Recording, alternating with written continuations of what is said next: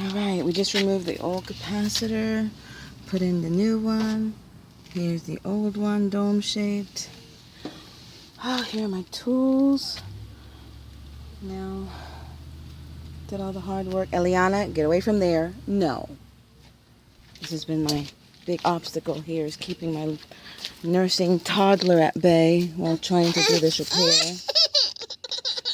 Just turn the, this is the breaker. Oh, not the breaker, but the outdoor unit. You have to also make sure you turn off while you're doing it and turn it back on. I just flipped it back on.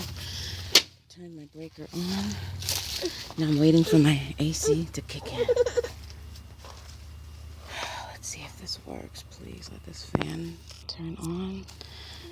And then that would mean this homeschooling mommy of 3 did it again and saved her hubby at least $250. Oh yeah, and that capacitor over there cost me $29 with tax. So let's see what happens. Yes, sweetie. You want juju? Okay, hold on, sweetie. Let's see if this is gonna come on. We gotta let the house. Oh, go back.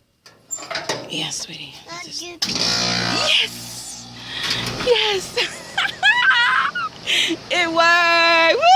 We did it! Oh yeah! Oh yeah! We did it! We did it! Yes! We did it! We saved over $200 doing it ourselves. That's what I'm talking about. Oh yes.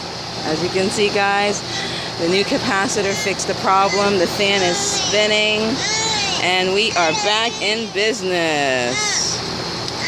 Shout out to YouTube for the awesome tips. Thank you.